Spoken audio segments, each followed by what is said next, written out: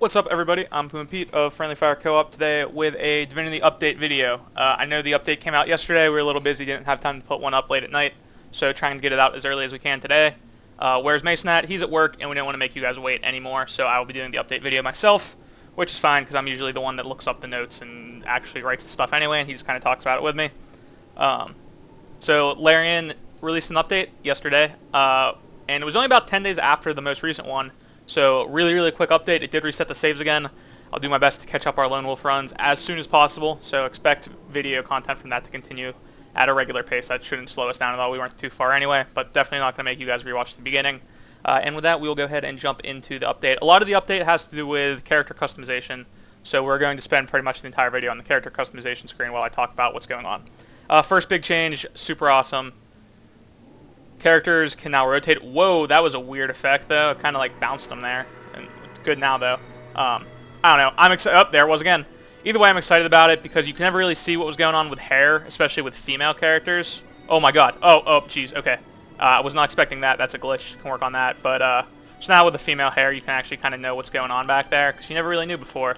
And that's something that, I mean, I at least appreciate. I'm sure there are other people out there that really bugs, especially people that are way more into character customization than me. I kind of just pick whatever I want and go with that. The next big change, and this is probably like the biggest change from a gameplay standpoint that they added, is AI personalities. They now have AI personalities, and the way I believe that works is you give your character a personality. I haven't had time to experiment with this. This is just what I think from what I've read.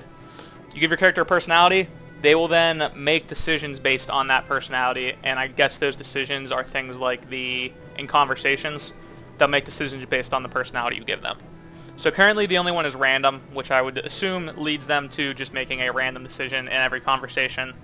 But hopefully eventually assuming they're going to add more, maybe one that favors nicer outcomes like the altruistic conversation outcomes versus one that does some of the meaner ones like egotistical and vindictive and things like that. I think that's how that works.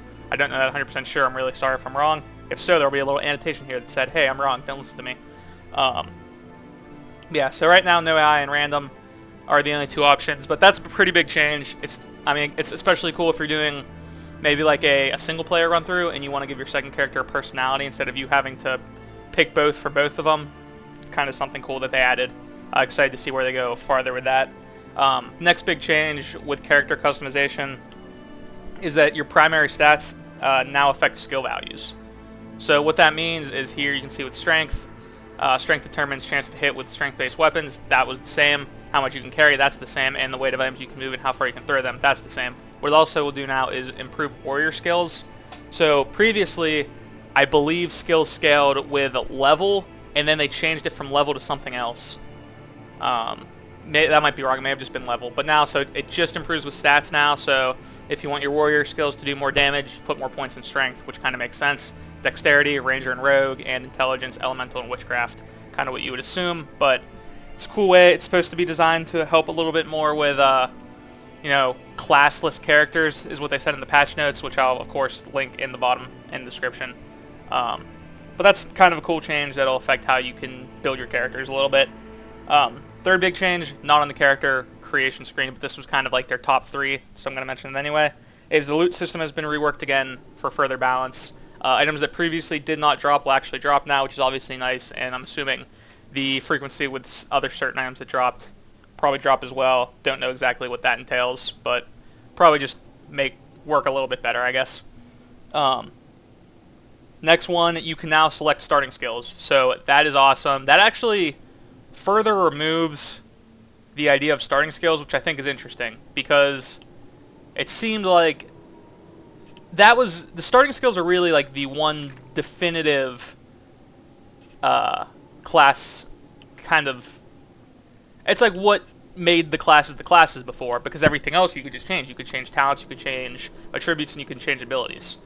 So at this point, I don't really know what selecting a class does, except it changes your presets. So it's nice for newer characters, but if you're someone that's done a lot of experimentation with classes, I think this is something that will essentially almost eliminate what class you pick, I guess, aside from starting equipment. So starting equipment is probably the one and only thing that you'll change.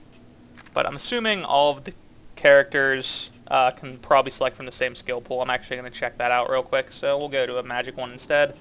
If I go into the magic edit, and if I go to starting skills, sorry about that, I forgot actually where it was. Yeah, it looks like everyone can decide exactly the same stuff. So I think that's a really awesome thing to add in. Essentially, what that's going to do is it really balances out all of the starting things. So it's kind of hard to rank classes anymore. It's hard to say which one's best, because you could give Midnight Oil and Flare with Pyrokinetic and Geomancer to anybody. And that's really what made the Wizard so good, was that he did AoE and no one else did. I'm really excited, though, for that with a Battle Mage, the kind of style I was playing with the Warrior Fire, because now you can do Whirlwind Charge and Flare, which I think is an awesome combination. So that's really big. You may notice that there's now only there's only 3 selections, and some of the mages had 4 skills.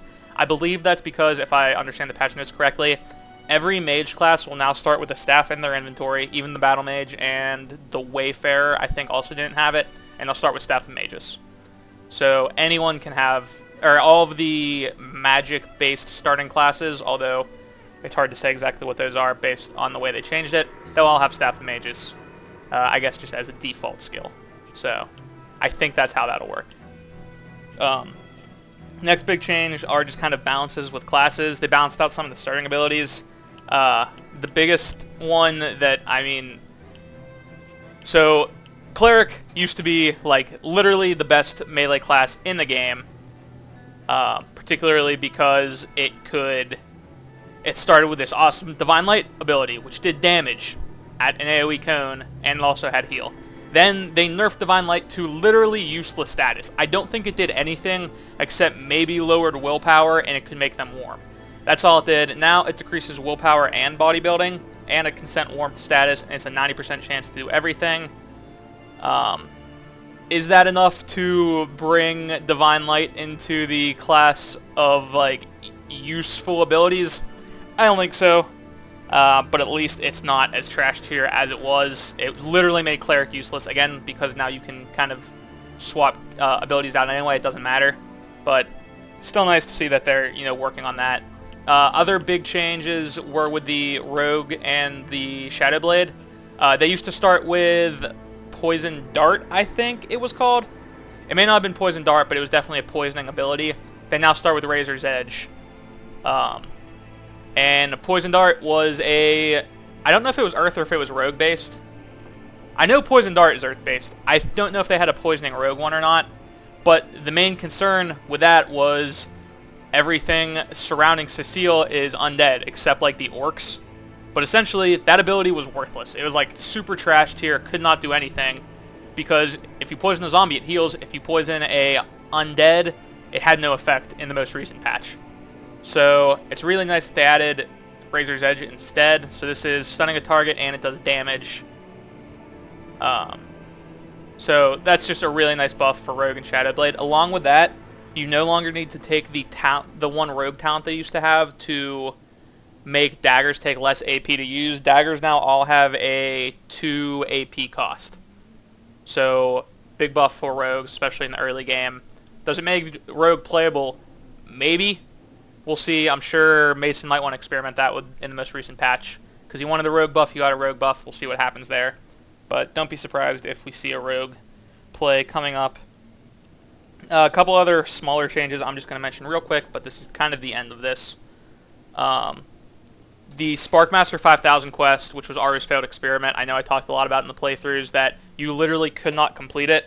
You can now find the people you save in town that you used to not be able to. So I'm keeping my fingers crossed that will now allow you to complete that quest. If it does, feel free to let me know in the comments. We'll see it on the playthrough soon enough. But I just wanted to let people know about that. If you didn't see it in the patch notes, you can now find them, which is great. And one of the other big changes, which I think will help out kind of all characters across the game, is how they reworked zombies. Zombies will now be slower, which is nice because they would move so far so fast, and they would just destroy you. And the other one is they are now damaged by healing. They now have the zombie trait, which I'm actually going to pop up in the talents real quick. The zombie trait works as you get healed from poison, which the zombies are already doing, but regular healing will damage you instead. So that's not how that worked against the zombies around Sicile. It used to just be they would be healed from both. Now it's just poison that'll heal them. They'll get damage from healing, so it'll be a little easier to take them out, especially if you're a class that has a healing spell. Cleric, Enchanter maybe. Don't know that for sure, but again, anyone can take a healing spell now, so it's kind of nice. Will definitely help balance out the game. That's all I have, as long as from what I consider to be the important points of the update.